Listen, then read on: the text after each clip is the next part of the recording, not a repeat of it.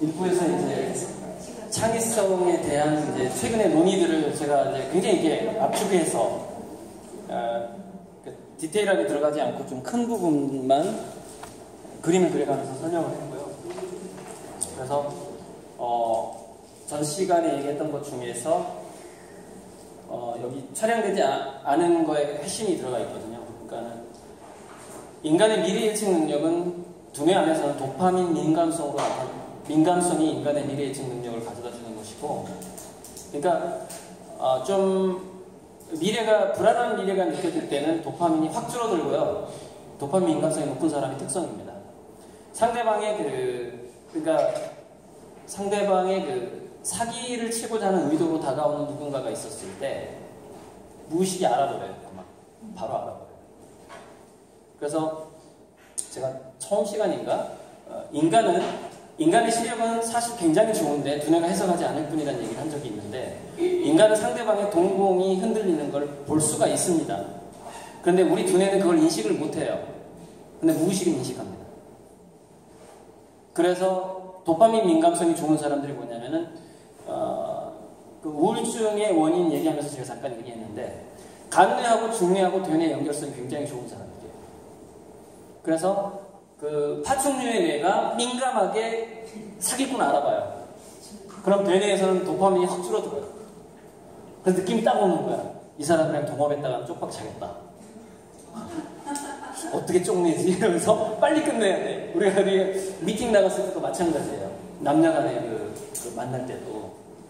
근데 그게 그 사안에 따라서 좀 전문성이 생겨요. 그러니까 연애 박사가 따로 있고, 그죠? 그다음에 사업 쪽에 그런 사람을 잘 보는 사람이 따로 있고. 그러니까 어렸을 때 그 경험은 전반적으로 많은 삽질과 헛발질과 이런 걸 많이 해보면, 어렸을 때 그걸 허용을 해주면 어쨌건 그 아이가 사업으로 나가든 뭐 연애로 나가든 연예계로 나가든 어디로 나가든 간에 일단 도파민 민감성이 좋은 기초가 형성이 되는 거죠. 그래서 그 기초를 가지고서 책을 읽기 시작하면, 예를 들어서 경제 경영에 대한 책을 읽는다 그러면은 유능한 사업가가 되는 거예요. 또는 책을 읽지 않더라도 어렸을 때 도파민 민감성이 좋게 자란 사람들은 CEO들 중에서 전혀 책을 안 읽는 CEO가 있어요. 미국에서 성공적인 CEO들 중에서 난독증 때문에 아예 책을 못 읽는 사람이 있습니다. 그 사람은 뭐만 하냐면 아주 유능한 그 부하 직원들을 뽑아가지고 토론을 시킨대요. 그냥 토론을 시키고 귀로 듣기만 하는 거야. 그래서 이 사람이 뭐라고 얘기한 거 저 사람이 뭐라고 듣기만 해. 그냥 거기서 누구 말이 맞으니까 느낌이 팍팍 오는 거예요. 그게 도파민 민감성이에요. 잘 듣고 있다가 자기는 책도 안 보고 신문도 안 봐. 대신 봐주는 사람이 따로 있어요. 그래서 책을 대신 읽어주고 A4 한 장으로 요약해주는 사람이 있어요. A4 한 장도 안 읽는데요. A4 한 장으로 저기 사장님 책을 한 장으로 요약해왔습니다. 딱 읽어봐. 읽지도 않아. 그 부하가 읽어주면 그 듣기만 해도 느낌이 딱 오는 거야. 이건 이거다. 그게 도파민 민감성이에요. 얼마나 헛발질하고 삽질이 중요한가 이거예요. 무의미한 어떤 반복. 여러분, 무의미한 반복이요. 이게 이건희 씨가 했던 거거든요. 이건희 씨가 일본에 유학 갔을 때 이걸 했대요. 무의미한 반복이 뭐냐면은 어떤 영화를 100번 이상 봤대요. 어떤 한 감독이 찍은 영화를 100번 정도 보면 거기서 뭐가 보이냐면, 저 감독이 왜 이 장면을 먼저 하고 편집을 할 때 이 장면을 뒤로 하고, 왜 저 배우한테 이 옷을 입혔고, 왜 저 대사를 저렇게 했고, 이게 감독의 생각이 읽히기 시작한다. 그러니까 영화를 한 10번 봐가지고는 안 되고 100번 정도 보면은 시나리오를 읽을 수 있는 능력이 생긴다는 거죠. 그 감독의 마음을 읽어버리는 거예요. 그런데 그게 이제 무의미한 반복이라는 건데, 무의미하지 않다는 거예요. 사실은 반복이 상당히 깊이 들어갈 수 있다는 거예요. 뭐 영화 하나를, 그래서 이게 성격에 따라서 이게 좀 편집증적이고 좀 자폐적인 성향이 있는 애들이 무의미한 반복을 많이 하는데, 그러니까 이 사람마다 각자 뭐 자라는 과정에서 그런 때를 겪어요. 그러면 무의미한 반복이 아니에요. 뭐든지 그냥 하게 냅두는 거예요. 그냥 그 애가. 그럼 걔는 깊은 것을 읽어내는 그 디테일한 능력을 가지게 된다는 것이죠. 그래서 핵심은 자녀나 직원을 어리고 약하게 보잖아요. 그러면 계속 어리게 약하게 살다가 죽습니다. 왜 그러면 어리고 약하게 보지 않아야 얘한테 뭘 맡길 거 아니에요. 직원한테도 마찬가지고. 그래야지 헛발질하고 삽질하고 이걸 해볼 거 아니에요. 무의미하게 막 그걸 가지고 고민하고 이걸 할 거 아니에요.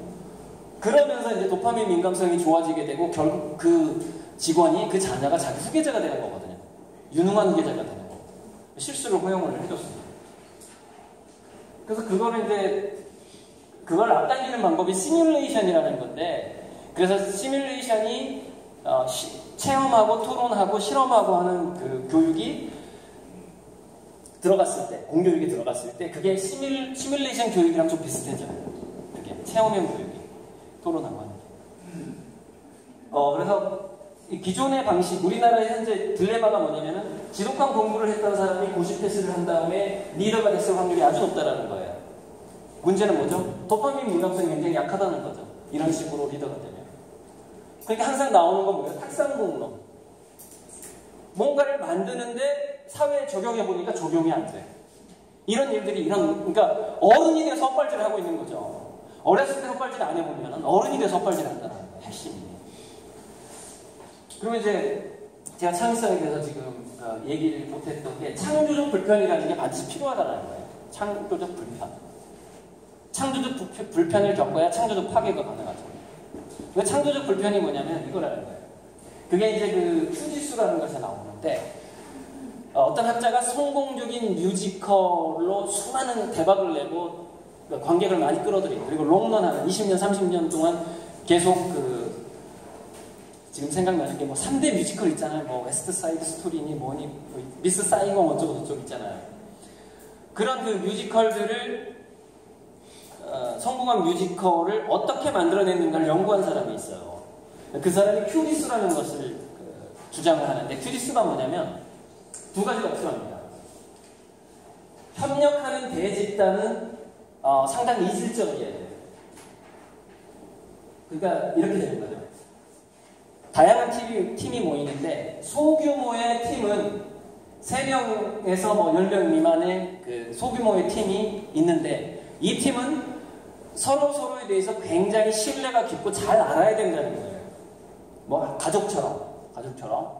그래서 신뢰, 공정, 소통을 통해서 대화를 하는데 서로 신뢰를 하기 때문에 모든 작은 갈등을 터놓고 얘기를 할 수 있는 소집단이 필요하다는 거예요. 갈등을 터놓고 얘기하는 소집단이에요. 마음을 숨길 필요가 없는 거죠. 서로 믿는 소집단이기 때문에. 베테랑 집단이죠, 서로. 근데 새로운 사안이 올 때마다 서로 의견이 달라질 수가 있잖아요. 근데 이 팀은 아주 오랫동안 같이 활동했던 팀인 거예요.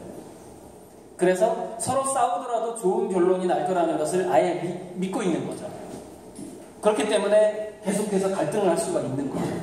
서로 신뢰를 바탕으로 갈등을 하는 소집단이 있고, 그다음에 협력하는 대집단이 필요한데 여러 팀들이 또 협력을 하는 거예요. 근데 이 서로 출신지가 달라. 이렇게 소집단 내에는 굉장히 신뢰가 깊은데 서로 출신지가 다른 집단이 또 모이는 거예요. 이렇게 이질적인 집단이.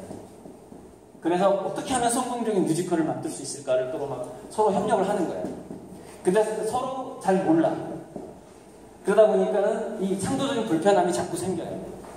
하나를 완성하기 위해서 여러 팀들이 묶이니까. 근데 이 여러 팀들이 묶였을 때 핵심은 뭐냐? 시너지가 나오려면 공동선을 추구해야 된다는 거예요.